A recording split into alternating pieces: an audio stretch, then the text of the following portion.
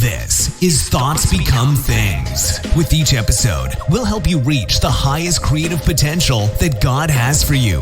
With your host, a teacher, life coach, a dream coach, and motivational speaker, Jeremy Lopez.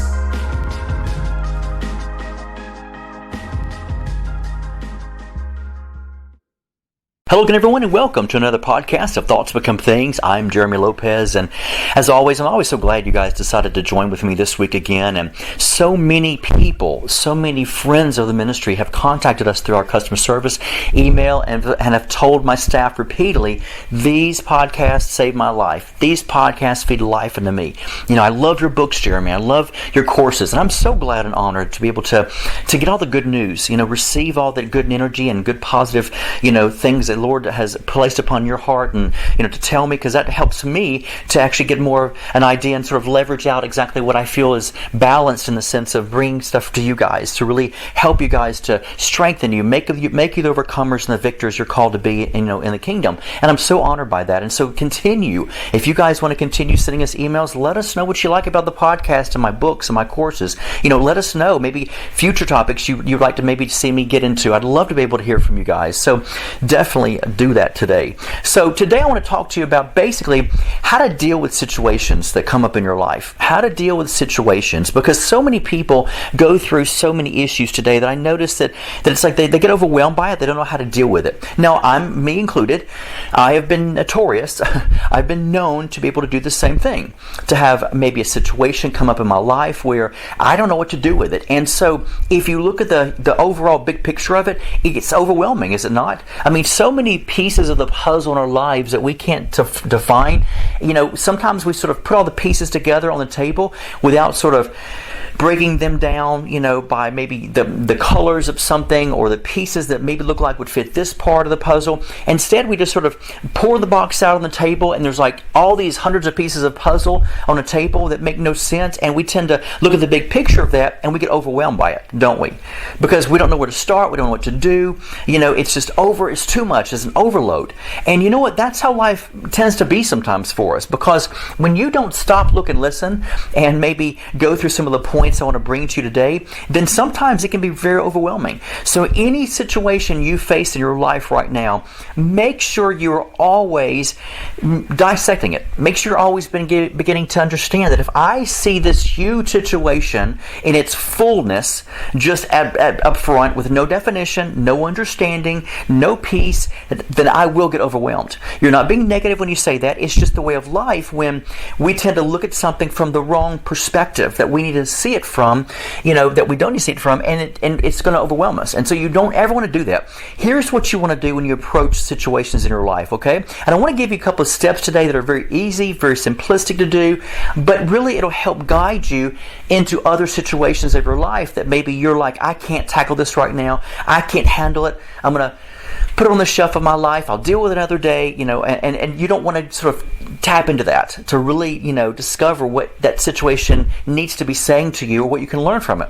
So, the first point I want to bring to you today is make a list of every single thing you cannot change about the situation. You might say, well, that sounds a little negative about things I can't change. No, trust me. If you make a list and sort of take every piece of the puzzle, here's what you do. Life is like a puzzle.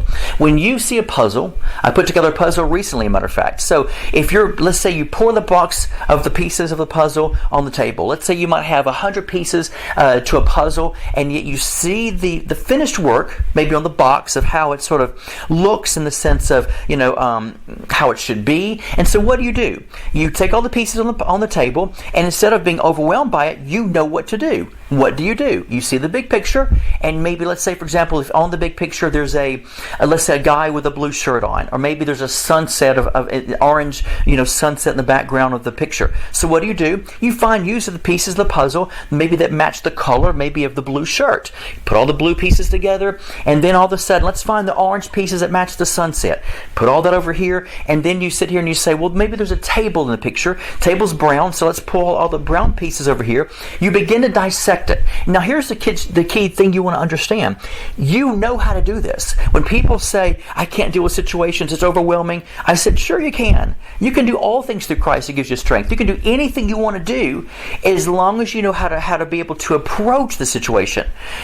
To me, approaching something and presenting this, what I call presentation, those are the key factors right there of your life. If you can learn to bring presentation to something you're trying to present, and if you can learn how to approach the right way, guess what? Life will be easier for you, a lot easier for you.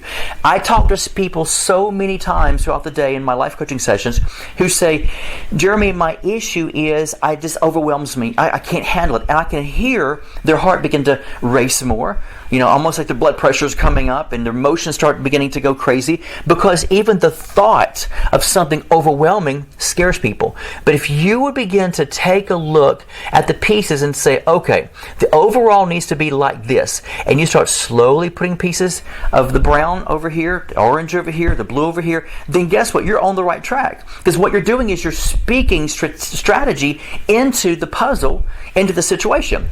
So what you want to do is make a list of everything, first of all, you can't change about the situation, and make a list of things that you feel like you can change about the situation. Because if I determine what I just cannot do, sure, you can do all things through Christ who gives you strength. We brought that up. But you have to remember, not everything for you is as a necessity. Not everything for you needs to be the Superman of the situation to save it all.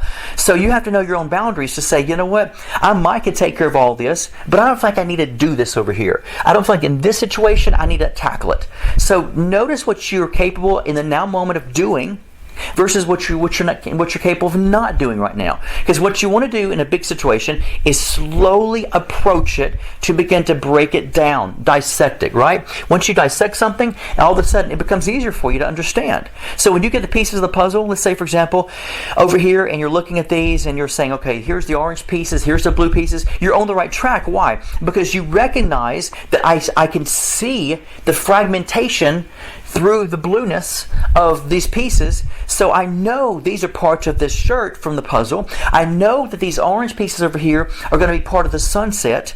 And so you're already getting your knowing and your understanding level of, even though the shirt might not be put together in the pieces of that puzzle, but you recognize that there's nothing blue on that page. Think about it. If you look on the box of a puzzle, and let's say there's only one part of the picture that's blue, maybe a guy or girl's blue shirt she's wearing or he's wearing. So you break down the pieces, put the blue pieces over here. The moment you do, guess what? You recognize there's nothing on the graphic that's blue except for the shirt. So I'm doing good. So I put them over here. So all of a sudden, when you broke it down, guess what you did? You already probably took away maybe 30% of the puzzle to put it over here, to recognize those blue pieces are the shirt, and all of a sudden you start feeling a little better, a little bit more confident, because you're recognizing, hey, wait a minute, this is going pretty good here.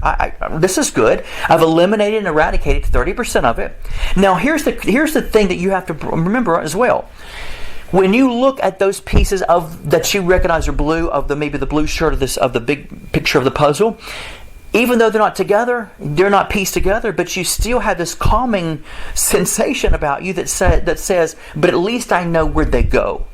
That I can deal with these in a little bit, put them together, because I know these blue pieces will make that shirt up. So guess what? You still have something that is fragmented, but yet you're not worried about it. How come you're not? Because you've already made a decision in your brain to say, this over here is part of the shirt, so I'm not even going to worry about it because I know where this belongs. Sure, I still have to put it together. How do you guarantee that's the shirt? Because you recognize the color.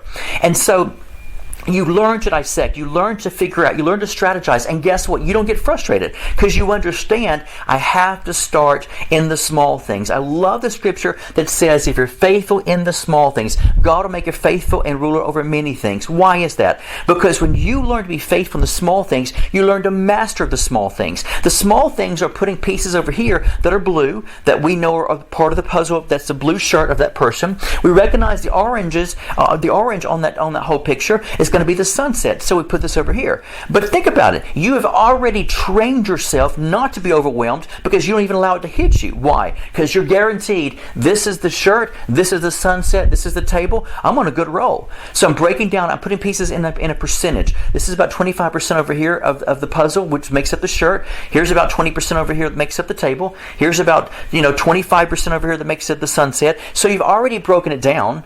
You've already put a percentage in the categorization in which they need to go, so you're doing pretty good already. But how come you don't stress out? Because you know, if I'm faithful in the small things, to master these small things, and the small things doesn't even have to be something you understand. But yet when you break it down, you have a better chance, for lack of better words, of understanding something small and mastering it more than you do something big. So many people come to me in sessions, and when I prophesy to them, and they say, God, tell me I'm going to be a multi-billionaire. And I'm sitting here thinking to myself, okay, first of all, you're over here barely paying your bills. I'll call you a hundredaire, not a thousandaire or even a millionaire. I'm going to call you a hundredaire because that's all you know how to deal with at that.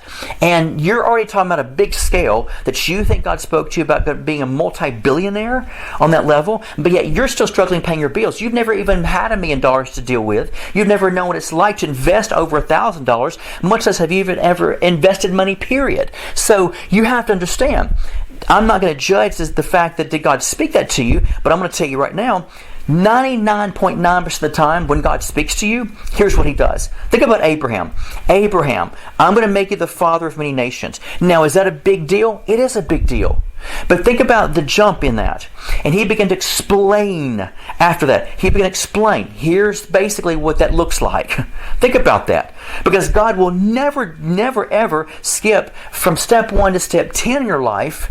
I mean, overwhelm you because you've never even dealt anything even close to that measure, and yet not even give you a strategy of how it's going to happen, not even share with you something that's realistic and practical, and we could say general or simplistic of the first stages of the steps you can do. So I'm not going to judge the word of the Lord that God told you or what God put on your spirit, but I will tell you this: God never really moved that way in the Bible. Because even with Elijah, when he said, Elijah was sitting by the brook and he stayed there for a long time, the brook dried up, and God came to defeat him by the raven because he was sort of on his own. And all of a sudden he says, get up and go to Zarephath. And here's the great thing I love right after that. And when you get up and go to Zarephath, you're going to find a woman. You're going to find this. You're going to find that. And all of a sudden he gave him strategy of something to do. Was it still a huge, big faith step that he needed to go to Zarephath? Absolutely. Is it still a big faith step for Abraham to say, I'm going to make you the father of many nations? Sure it was. But at least there was something practical. It doesn't take away from the faith, but there's something of practicality right there that says, but here's how you're going to sort of start off. Because God will never, let me make something very plain to you. God will never tell you anything that is so far out of your range. I mean, it's not even reachable, approachable at all, and still not give you the first steps that would even get you halfway to thinking on the road to get on. Follow the yellow brick road, Dorothy. Well, why? Here's the thing, even in the Wizard of Oz, she knew what she was following. Was it still a faith step for her to get on the yellow brick road? Absolutely it was. I know this is not a real story, but hey, it's a great story to go by. Was it still a faith step for her in this foreign land to get on the yellow brick road to go to this place called Oz? Absolutely it was. It was still a powerful stretch of her faith, but yet in the storyline, you know what? She knew, here's the first step. Just follow the yellow brick road. And along the path of the yellow brick road, she started meeting these characters, the lion, the scarecrow. She began to meet these characters, and as she met them, things began to make a little bit more sense to her. Things began to happen more, and so she got more pieces as she took a step of faith on the very thing she was told to do, and that is stay on the yellow brick road. But still, even then, God showed her where the yellow brick road would lead her to. So if you feel like you're getting this goal or vision or dream or whatever, this prophetic word, where God's going to make an multi-billionaire, 90% of the time, 99.9% of the time, God would say, I'm going to make you a thousandaire first. God will start off with a level of something that actually is a little more tangible, a little bit more realistic, a little bit more approachable, a little bit more out there, just enough, stretch you there, and then to prophesy to you again and say, hey, now I'm going to make you a multi-millionaire. Here's the steps to it. Follow the yellow brick road. A, B, C, D. You get there, you master that. All of a sudden it's like, and by the way, thus saith the Lord, you're going to become a billionaire. I mean, see, when I hear people that tend to be so far out there, I'm like, I don't mean this bad, but you're destined to set yourself up for failure. And you're going to come back and resent yourself. You're going to blame God. You're going to question if you heard from God. Because people ask me, well, how do I know it's from God? I always say this. It's going to be a huge step of faith. Absolutely. Whatever God tells us to do, it's going to be a huge step of faith. And most of the time, we've probably never heard of the place He's taken us to.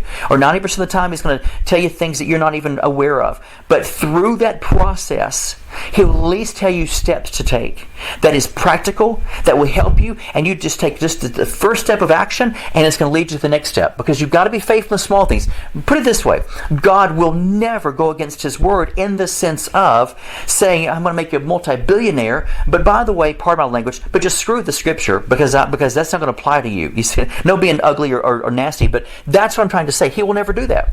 And so if the scripture says, be faithful in the small things, and you've already got your head in the clouds of a billionaire status, and you're just not worried about what you have right now, not worried about all this stuff, because all this stuff's going to pass away, because one day God's going to make me a billionaire, you know what? Then you're destined to fail. You will fail. I'm not prophesying over you. You will fail. It's just a way of the universe, because God sets into motion for you to take small steps and master those steps first and foremost. And then He'll tell you more prophetic words about when you take action, then more prophetic words will come down the road. If not, question if that's really from the Lord, first of all. And second of all, if you're hearing the same thing over and over again, then obviously He's telling you, just take the first step at least. Do something. So I'm wanting to sort of tell you this stuff today, because I really believe sometimes a lot of us can begin to be overwhelmed with situations and not know what to do with them. And I would say, when you begin to break it down, because put it this way, God breaks it down for you as well. When He prophesies to you, He breaks it down for you as well. Hey, Elijah, go to Zarephath. Here's the breaking down. And when you get there, you will find a woman. Blah, blah, blah, blah. Hey, David, I'm going to make you, king of Israel. I'm going to anoint you by this prophet. And here's what you're going to do. I mean, there's always these steps and these things of process in this evolutionary thing we call journey of experience that will take you there. But you got to master the small things. And right now, your main focus is focusing on the small things you got to master first. Don't focus on some big, huge, out of the sky by thing that you feel like that you want to accomplish or achieve, or God's told you, because it's not going to happen if you don't know the steps in which to take it in, and at least put the action to your feet to be able to take the first steps. So here's the key thing. Strategy. Break down situations. Put pieces over here that you know are part of something. Put pieces over here you know that it's part of something. And you're breaking down the percentage rate. You're breaking it down to know this percentage is going to be taken away from the puzzle because I know what this is. Not together yet, but I know what this is. And you begin to master the small things. When you're putting together a puzzle, no one on planet Earth has ever poured out the pieces of the puzzle on a big table and just all of a sudden grab one and just say, I wonder what this one goes to. Let's see, I wonder what this piece out of the other 99 pieces, I wonder what this goes to. I'll grab this over here. Maybe this is part of it. No one does that. Most everyone breaks it down by colors.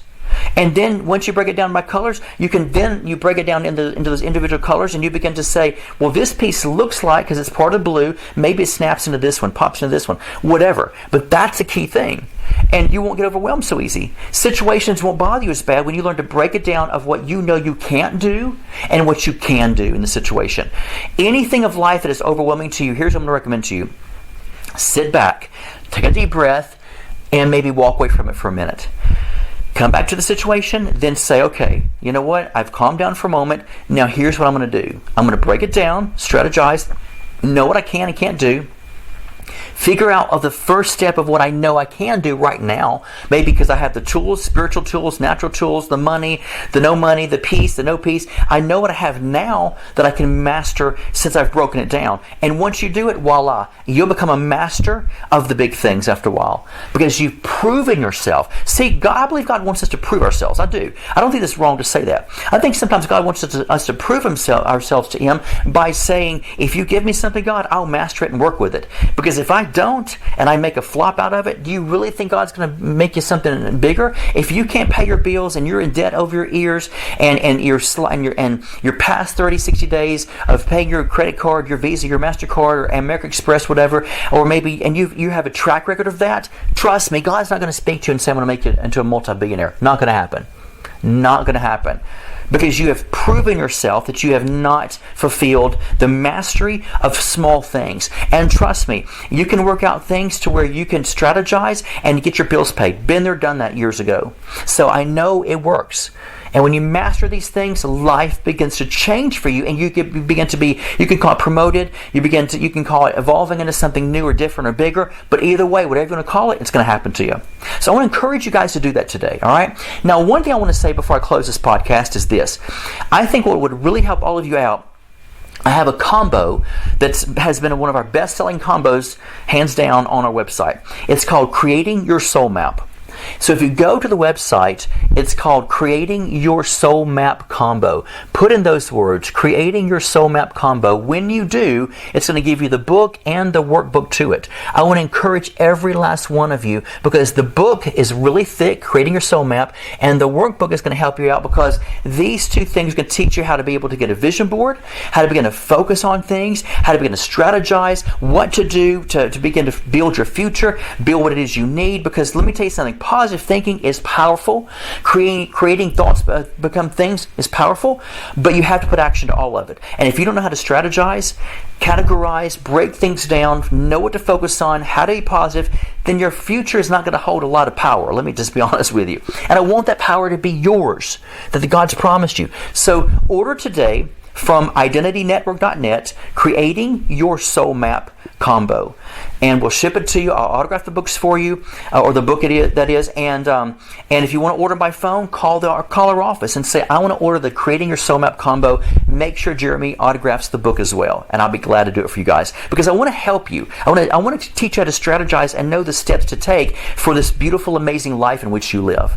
So have a blessed day today. Don't forget, go and create the reality you want to create for your life, because God's waiting on you with the paintbrush to paint your day and present that to Him. God bless. This has been the Thoughts Become Things podcast with Jeremy Lopez, helping you reach your highest creative potential that God has for you. For more episodes, products, and information on Jeremy, visit www.identitynetwork.net.